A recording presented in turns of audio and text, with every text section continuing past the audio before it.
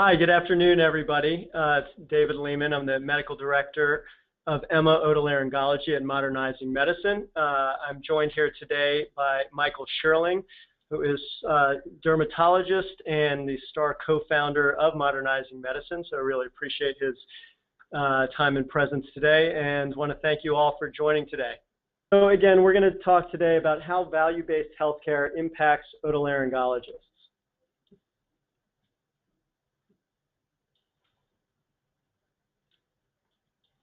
Okay, so we'll first just go over the outline of what we're going to discuss today.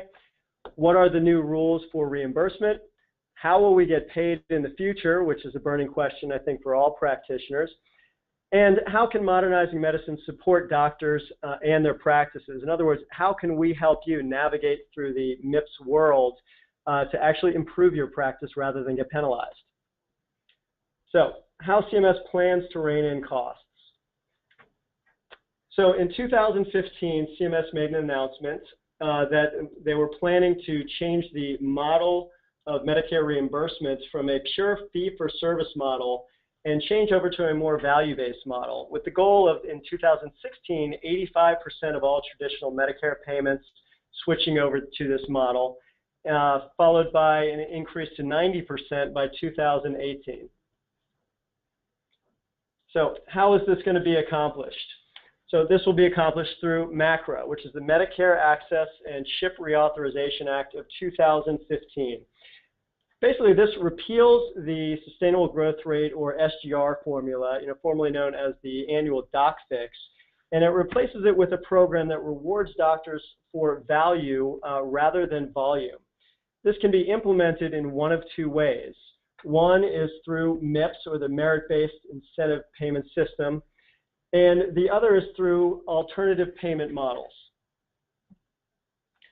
Now, here's an example of some of those alternative payment models, and as you can see, none of these really apply to otolaryngologists. Very few may be involved with an ACO, but of those involved, only 5% would really be eligible for a bonus, and the rest would be subject to MIPS.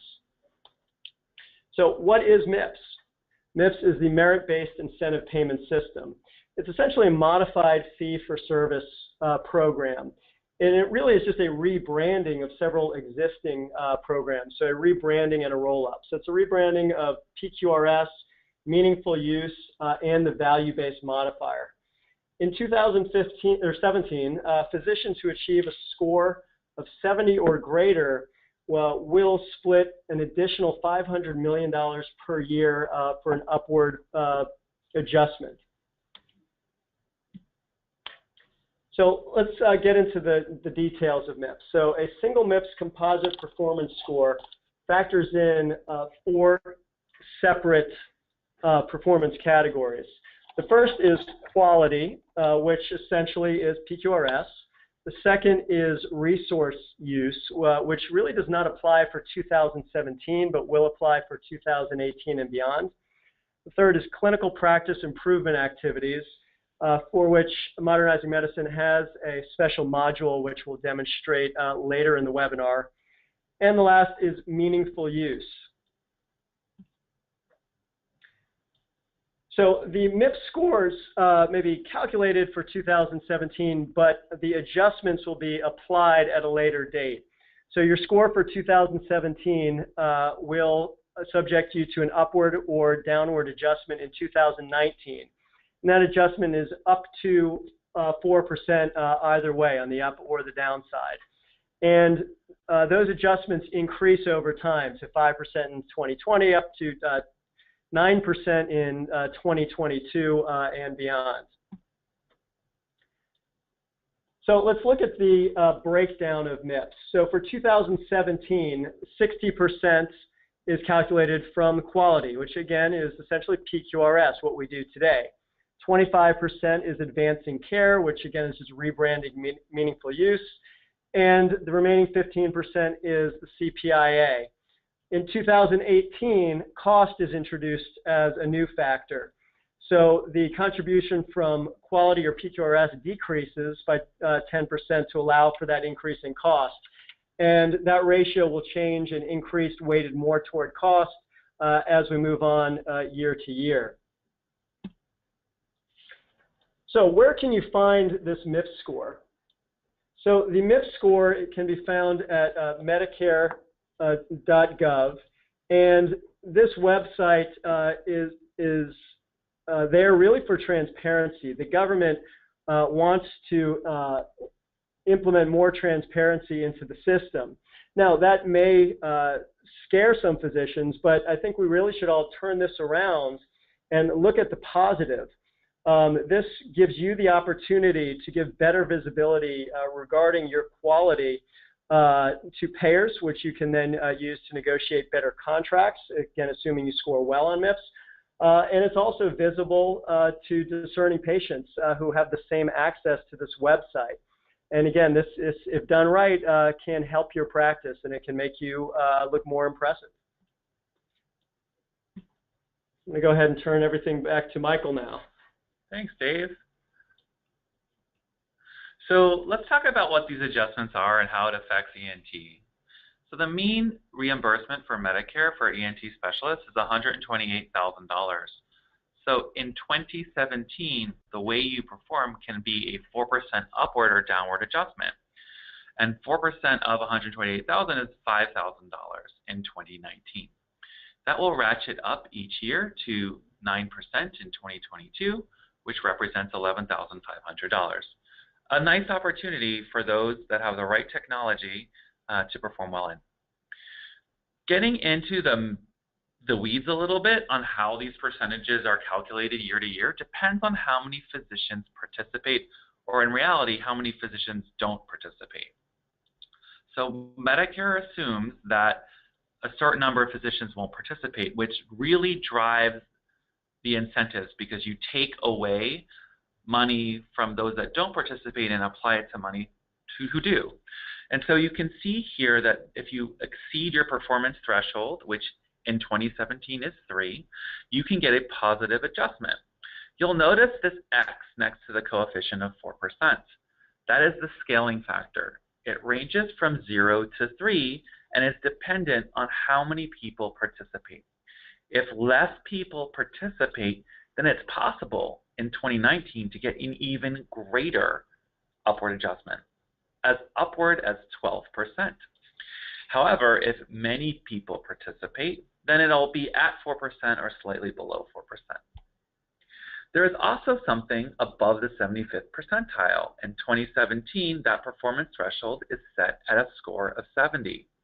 For ENT physicians that exceed a score of 70 for MIPS, you can get into the exceptional category, which is additional upward adjustments that range from 0.5% to 10% on top of it.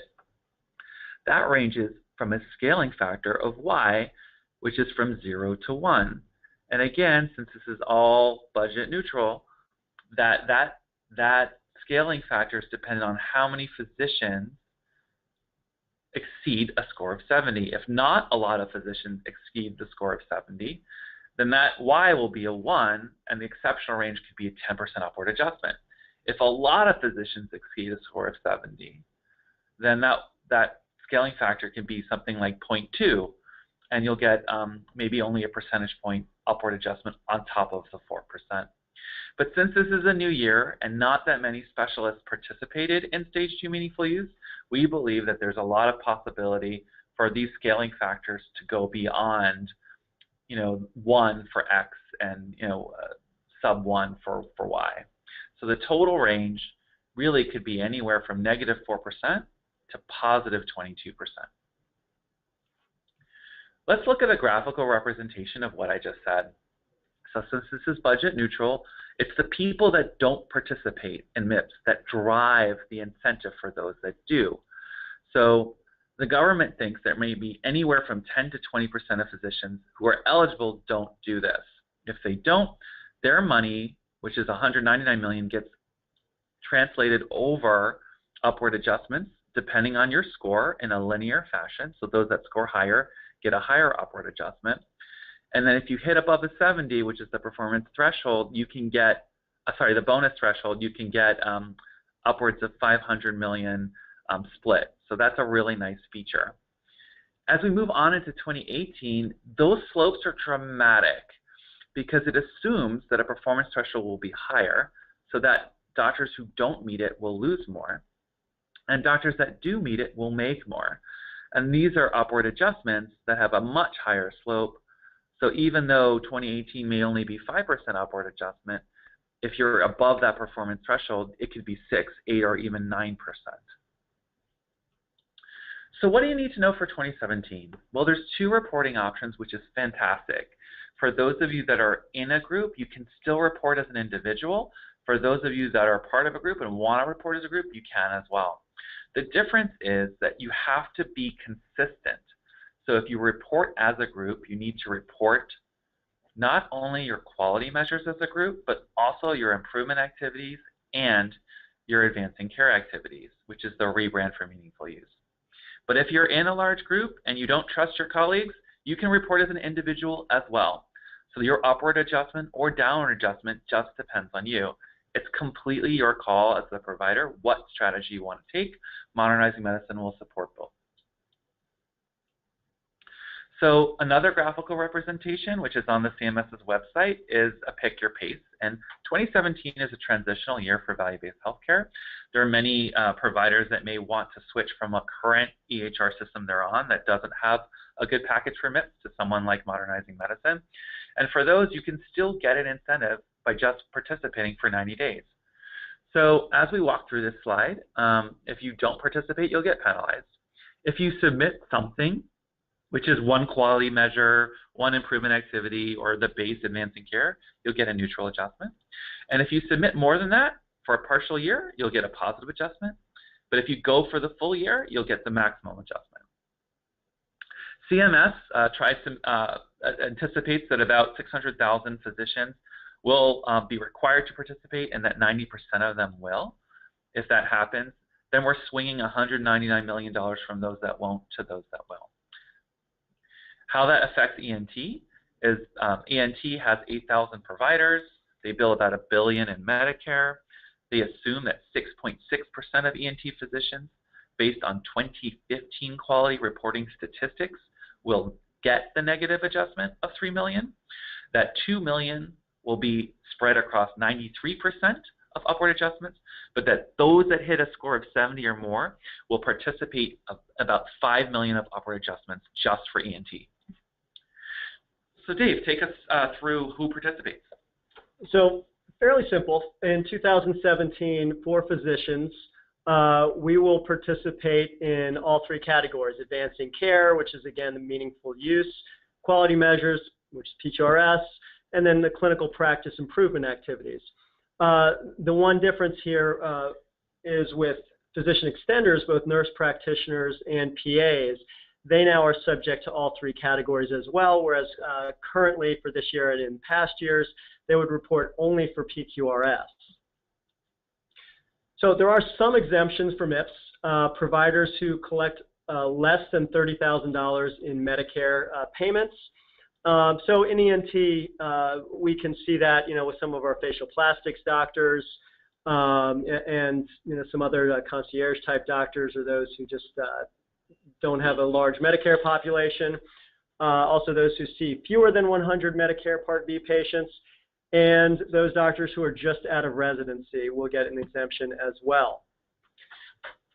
So small practices get an advantage. And this is very interesting because initially with all these changes in healthcare, there was, I think, a lot of fear out there that small practices had potential to be harmed and that it would force doctors into large practices. Well, we're finding that, again, there are some advantages given to small practices with MIPS. Medicare defines a small practice as one with 15 or fewer providers. Now, one of the advantages is that there are fewer reporting requirements for the improvement activities, or the CPIA. They only need to report 1 high activity or 2 medium activities.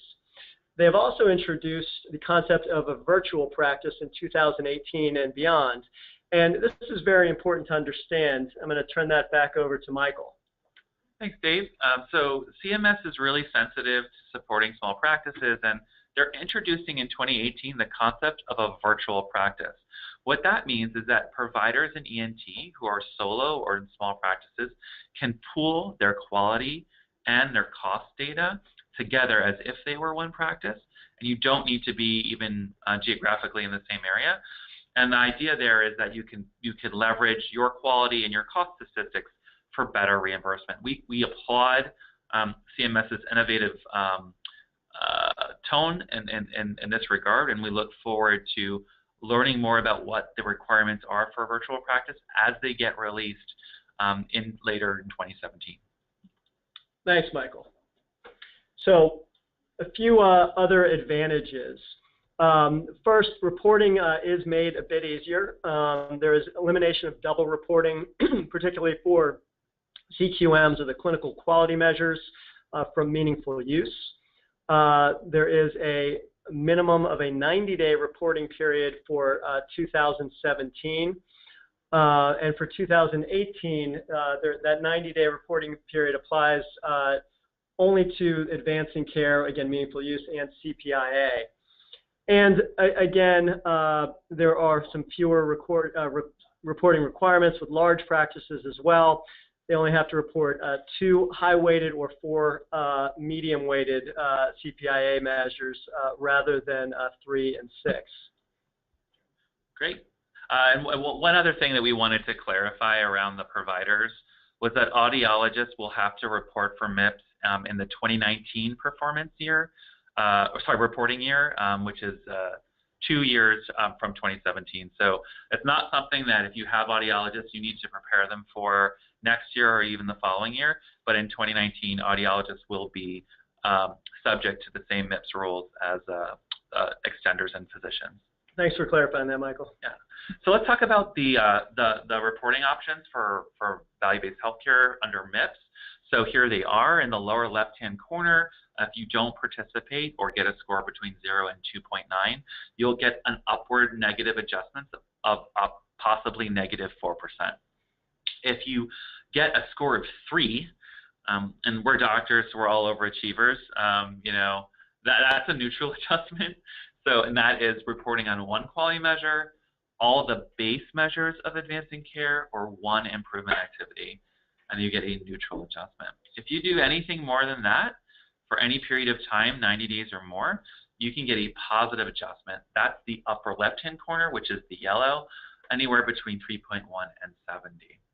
And to the upper right-hand corner, which is I think where most of us on this webinar want to be, is really going for the maximum adjustment of 70 or more. That's that blue curve of that $500 million that I think we all want to be a part of. And for that, you need to report anywhere between 90 and a full calendar year. We recommend a full calendar year if you can to get the maximum adjustment. So this is the table from the final rule. It echoes exactly what you just saw on the previous screen. Again, the scores to really memorize are 3 if you want to get a 0% adjustment, or 70 or more if you want to get for the additional payment adjustment. So how does Modernizing Medicine help? Well, we have value-based healthcare services that we want to tell you about. We call it the ModMed Pledge. There's 2 options. One's MIPS Assistance and one's MIPS Premium Advising. So for those of you that just want to avoid the penalty, there's something called MIPS Assistant. And for $500 per provider for a 90-day reporting period, we will give you value-based healthcare kickoff and planning per provider, monitoring and oversight of your report, and attestation support for quality CPA and advancing care. Now, if it so happens that you score less than a 3, we will credit the $500 back to you. So just as you're going at risk, we're going to go at risk with you so that we're aligned with your success. And for those of you that want to do really, really well and maximize the upward adjustment, maximize your performance under MIPS, there's something called MIPS Premium Advising. And while this isn't for everyone, we highly recommend it. It's $3,500 per provider per year. And really, we're focused on just getting you beyond the 70. And so if you score less than a 70, which is the exceptional performance, we credit the entire $3,500 back. Now, it's a high-touch experience with a dedicated compliance advisor. It gives you attestation support for quality CPIA and advancing care. It gives you schedule reviews and engagement calls and unlimited compliance email support. Now, we have kind of similar meaningful use consulting and quality consulting today, and I can tell you that the satisfaction rate on these types of services and the success rate is extremely high, because it really just removes all of the angst and fear about this type of stuff. You know, if you know, think of us as, you know, your experts in navigating all of this compliance issues, and it really lets doctors, you know, just focus on practicing medicine. So do you have to participate in any of these options, whether it be the pledge for the $500 or the premium advising? No, you don't. Modernizing Medicine will provide the technology you need to be successful in MIPS. So we will provide the dashboard that we're about to demo to you. We will provide one license per practice of the clinical practice improvements activities module. We do have a quality registry where we have thousands of providers using today. That has a separate fee, but it's nothing above and beyond. It won't change from the current year to next. And we have an advancing care module, which is included in your monthly subscription. So Albert Einstein said it best: you have to learn the rules of the game, and then you have to play them better than everyone else. And that's really important, since we're graded now on a curve compared to our peers. And so Modernizing Medicine wants to give you a technological advantage by simplifying all the complexities of value-based healthcare through one simple one-stop shop. So we have a proven track record, which we'll get to. We have an advancing care module already built in and ready to go. We've got a quality module, which we've had for years. You know, last year we had 2,800 people successfully attest for PQRS. This year we have about 3,500 people. These are specialists, so we really understand your workflow. We have a built-in clinical practice improvement module, which we'll show you, and we've already talked about the coaching services. So how do you maximize your chances? Well, report for as much as you can. You know, if you report for a full calendar year, you can get more. Reporting 6 quality measures, and we give you the benchmarks in real time for 2017 so that you know where you stand, so it's not a surprise. We highlight which measures in quality give you extra bonus points, which Dave will get into in a little bit. We talk to you about advancing care bonus measures to give you a 15-point head start in advancing care. And we are a certified technology that allows you to participate in CPIA. So we're really focused on getting you that score of 70 or more. So this is what the dashboard looks like, and we'll give you a live demonstration in just a little bit. It shows you your quality, which is 60%, your advancing care and your clinical practice improvement activities, which add up to your score. In 2018, cost becomes a component, and that will then go from gray to green so you can see what your cost is. So Dave, take us through the quality measures. Excellent. So just to reiterate, for 2017, quality, or PQRS, does make up the majority of your MIPS score, or 60%. So as Michael said, we have an excellent track record on quality. What we do for PQRS, I think, really is second to none in ease of use, as well as transparency. You know, you have a real-time window into your PQRS data. Personally, as a practicing physician, this allows me to just be a physician. I don't lose any of my productivity on additional or extra data entry. I'm able to just think about my patients, treat my patients, and allow Emma to do the work for me and tabulate all of my data. And that shows through, you know, excellent and better performance with Modernizing Medicine as far as attestation. In 2015, we had over 2,800 providers test for PQRS. And for those of you who aren't current users, we have here just a little window, which would be a real-time window if you want to look into how you're performing on measures right there and then for that patient. And this is on our iPad screen. We're going to demonstrate everything off the web version, but again, everything we show you is available on the iPad as well. So again, what does MIPS mean by quality? Again, essentially PQRS. Now, there are some changes. It changes from 50% of Medicare patients only, which was what we currently do, to 50% of all payer patients for 2017. And then in 2018, 60% of all payer patients. So again, it is no longer just for Medicare patients. The reporting requirements have gone down a little bit in that for this year, we're reporting 9 measures. And for 2017, you need to report at least 6 measures.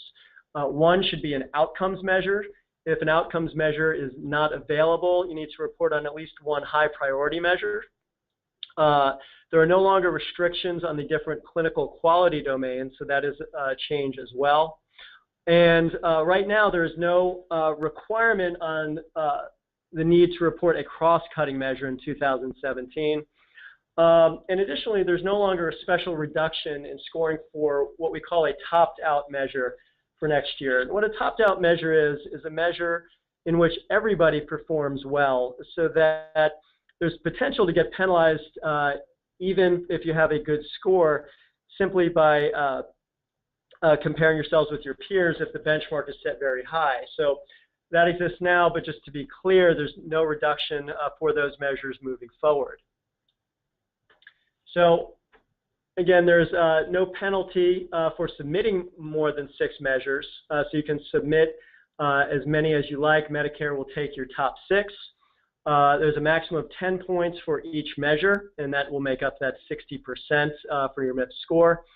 And bonus points are awarded for outcomes or high priority measures. So let's take a look at some of those measures. So in this first table, we have cross-cutting measures. Now again, to be clear, there's no longer a requirement for a cross-cutting measures, but here are some of those measures. So those are ones that apply to all fields, not just ENT. Additionally, as I mentioned earlier, there are outcomes measures, and you can see one here as controlling high blood pressure. You can get bonus points for. Obviously, that doesn't really have much of an application for ENT doctors. Now, there are no specific outcomes measures for our field. There are some that are peripherally associated, and I think those will be used by some users, and I think they may be helpful. Again, these can apply to several different fields. One is quality of life for primary headache disorders, and I know we do have some users who have specific interest in headache, and that measure can be used as an outcome measure. For our allergists, optimal asthma control measure qualifies as an outcome measure, and then melanoma reporting as well. So getting into some more ENT-specific measures, I think these are all of our really, or not all of them, but some of our high-hit measures. So acute otitis externa and sinusitis measures, and those are all considered high priority. So the difference between this year and next year is that your score for quality measures depend on a benchmark. And so in this instance, this example, if we scored it at 65% on a given measure, that would translate to about 7.2 out of 10 for your quality score. Now, each quality measure adds up to 10 points. So for 6 measures, that would be 60 points total. You want measures at high priority because you can get bonus points for them. So not all quality measures are equal. So if there is a new measure that's introduced in the reporting year and it doesn't have a benchmark because it's by definition new, you can only get 3 points no matter how well you perform on it. If the measures that you choose, you have less than 20 eligible cases, you can only get a maximum of 3 points regardless of your performance. And if the measure that you've reported on has a data completeness of less than 50%, then the only points you can get are up to 3. So don't do that. Report on at least 20 cases, report on measures that have benchmarks, and exceed the data completeness of greater than 50%. If you don't, if you report on less than 20 cases, if it's a new measure without a benchmark, if it's less than 50% reporting threshold, then you will only get as much as 3 points. And that's Not going to be an issue with modernizing medicine around the data completeness issue, as we are a data registry and will always report for the reporting period all of the data that you put in. So with advancing care, that represents 25% of your score, which is the rebrand for Meaningful Use. Modernizing Medicine has a fantastic track record on advancing on Meaningful Use, including over 2,150 total attestations in 2015. So we're very proud of that. That's surgical subspecialty attestations, which historically is very, very low in Meaningful Use attestations. So we're proud of that number. Advancing care will look very similar to Meaningful Use, and in fact, it is exactly the same in terms of what the measures are. Your base score is 50 points. That's just 4 measures. Your performance score is 90 points. Modernizing Medicine can give you a 15-point head start by participating in our data registries and clinical improvement activities. So basically, with your base and your bonuses, you'll get 65 points. If you score above 100, they'll only take 100, but it's possible to do very well here. Here is your bonus. Here is your base score. You can see that it's just security risk analysis, e-prescribing, providing access to a patient portal, and sending a summary of care measure. That's 50 points. For your performance score, you just need to find 35 points plus your bonuses out of this, which is very achievable. So let's talk about clinical practice improvement activities. So clinical practice improvement activities represent 15% of your score. And we'll go through some of the examples. One includes expanded practice access, which is a high-weighted activity. And remember, if you're a small practice, that's the only thing you need to do is 1 high-weighted or 2 medium-weighted ones. So this is we're providing access to through direct mail, which is providing access to referring physicians or to your patients. That's something that we already do through the EHR. There are other clinical improvement activities that relate to population health. These include, managing intensively new diagnoses, injuries and exacerbation of illnesses, managing medications to maximize efficiency and effectiveness of safety, which we'll show you, managing participation in a clinical data registry, which we'll talk about momentarily. So here are Modernizing Medicine's specialized registries. In otolaryngology, these include sleep apnea and chronic sinusitis. So by participating in those, you get additional bonus points as well as credit for a clinical improvement activity. Here is a screenshot of what this would look like. So you can basically filter by provider or by disease certain medications, whether they're higher risk or not, to get at a patient list where you can then manage that population. Let's talk about other clinical improvement activities, which include implementation of regular reviews of vulnerable patients, so maybe patients that are, at risk for certain comorbidities, maybe they have diabetes or they're a smoker, or patients that have an adverse health outcome or harm, maybe they are patients on high-risk medication monitoring. And finally, there's actually improvement activity around an enhanced patient portal. This is defined as a portal that allows you to enter in bidirectionally information about medication changes and adherence. Dave, how are you using a portal in your practice? So for me, the portal has been, I think, a godsend. It has allowed me to have, far better patient engagement, which brings, I think, a lot of comfort to patients. A lot of colleagues have asked me, well, don't patients bother you with more access? And the answer is actually less. When you give patients that comfort that they have easy access and they can contact you and I'll contact them back with answers, I find that it gives us a much better relationship, and patients actually will call far fewer times. And again, they're generally happier with the practice and they are much more engaged. beyond that, they're also just very impressed with the practice by having the best-in-class technology. They like to know that they have access just like they would for anything else. The rest of the world is online. Businesses are automated. Healthcare has really been the laggard. And, I think from the patient standpoint, this really brings us up to speed, and patients really like that. So for me, it's been great. We also ask that patients, update their medication lists, which can save time in the office. And we have a new feature as well, which is a SureScript sync, which allows my nurses to query all of the pharmacies with really just one click to import patients' medications in. And for us here in South Florida with a very large Medicare population, patients can come in on 20 medications, and when I ask them what are those medications, the answer is often the blue one, the pink one, the yellow one, and the green one, which is not very helpful. But with the SureScript sync, that allows us with one click to bring all those medications in, validate what they're on, and allow us to save time and move forward with the visit. Excellent.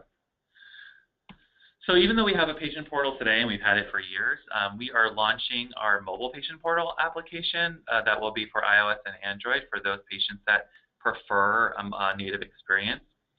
And here you'll be able to enter in your intake form as well as some of your medications.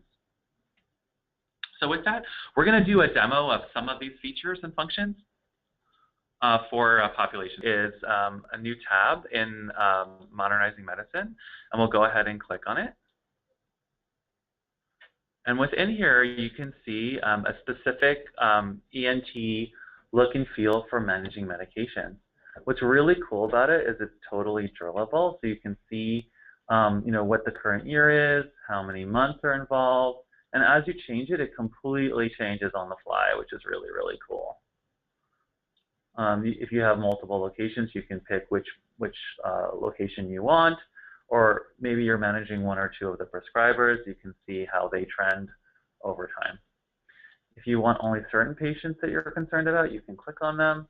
If you're only concerned about certain diagnoses, like hypertension or hyperthyroidism, you can click on those, as well as the drugs. Let's say you're concerned about a side effect of a drug, maybe it's a narcotic that you prescribed post-operatively, you can click on that, and as well as slice and dice by payer. So here you can see that this not only shows you the volume of prescriptions, what they are, what diagnoses they're affected, and which ones they are as you mouse over them. It also shows you how many you've prescribed or not prescribed, which is important for advancing care, as well as your trend over time. And the most important thing it does is it gives you a list of patients that is then exportable that you can download and use for population health. So whether you're using a medication list to determine, if certain people are on medications that need a lab order, or if they're on that preoperative medication that you want them to be on, this is great for population health. So that's a huge value add for value-based healthcare and just patient care in general. So with that, we'll get back to our webinar. And so how do we go beyond value-based healthcare? Well, we do that through our pledge for interoperability. And Congress, this is very timely because Congress just passed the 21st Century Cures Act, which really mandates interoperability for EHR systems so that physicians can have access to information, whether the patient was at a hospital or a multi-specialty clinic or a private practice. And we are demonstrating that commitment by being a contributing member of the Commonwealth Health Alliance, which will allow for you as users of Modernizing Medicine to see structured information from patients who are on other EHR systems like Cerner or Allscripts or Athena. And this is going to make data sharing easier, and really that's what's going to help reduce healthcare costs. And we believe that there'll be a lot more focus on interoperability as that law gets approved and enacted in 2018. So with that, there are some, just wrapping up, how do physicians not only survive but thrive with value-based healthcare? We believe, as Modernizing Medicine, we have the technology, the one-stop shop that can really help you play the game better. You know, not just about benchmarking quality and cost, but also about providing business intelligence with population health, mobile technology with patient engagement, and overall our pledge for interoperability.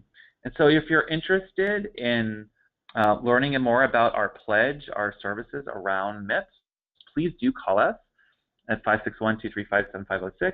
You can also click on this link, modmed.com/MIPS-coach, where you can learn more about that. If you are not on Modernizing Medicine and are interested in learning more, you can just go to our website, modmed.com, and click on Reserve a Demo. We're happy to provide more information around the products and functionalities that we've shown, not just on the web, but also on the iPad. So please do contact us. We're happy to help in any way that we can. And with that, we're going to do a quick demo on our MIPS dashboard.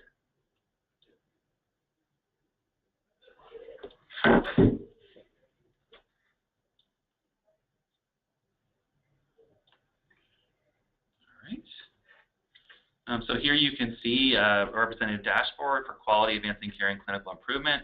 I can click into quality here and show you certain quality measures that are available here that we can click on. What's great about this dashboard is it calculates it in real time, so you know where you stand. It shows you which measures are high priority, what you've met, what you haven't met, what your exclusions are. And here you can click here to select measures. And then you can click on the 6 that really pertain to your practice. Coming back to the MIPS report, you can go here to Advancing Care. I can click on that and show you how you're performing on Advancing Care. This looks very similar to Meaningful Use that you know, love, and well. So here you can see your e-prescribing, your electronic access, etc., and whether or not you are participating in Modernizing Medicine registries for bonus points.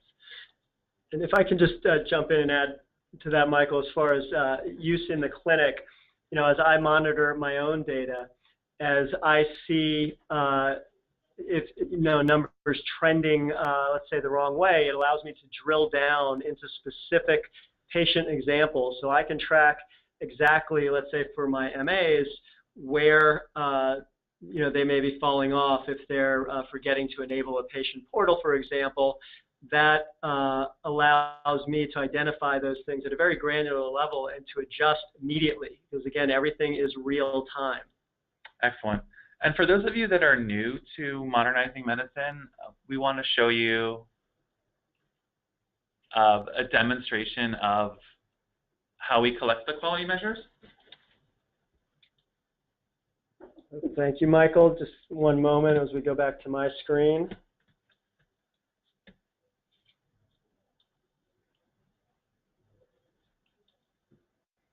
Okay, so again, I'm using the web version to demonstrate this, but just to be clear, everything that you see it can be done on the iPad. You have the same accessibility.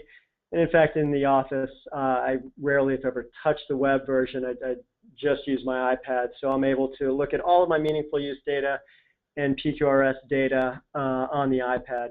So this is an example of a preliminary note of a Medicare patient that I just pre-populated in order to generate a code and some diagnoses. And all I did to generate this is go through my normal workflow, just treat the patient. And as we scroll down here, you can see we have this window into the automated, and I think that's a key word, PQRS measures. And this has looked at everything I have done and qualified me for these specific measures. So this is a patient diagnosed with acute sinusitis. And I counseled the patient, I prescribed an antibiotic, and you can see I'm qualified for these 3 measures that apply, and I qualify as favorable. So the system knows that I prescribed an antibiotic, it knows that I prescribed an amoxicillin derivative, which qualifies me for 332, and it recognizes that I did not order a CT on my first visit, so I qualify for this as well. Now, it will delve even deeper into this in that we have exclusions built in. And if I have a reason to order a CT, for example, let's say the patient's immunocompromised, Emma will pick that up from the past medical history, from comorbidities, and will give me an exclusion. So it will dive, one layer deeper to make sure that I perform as well as possible.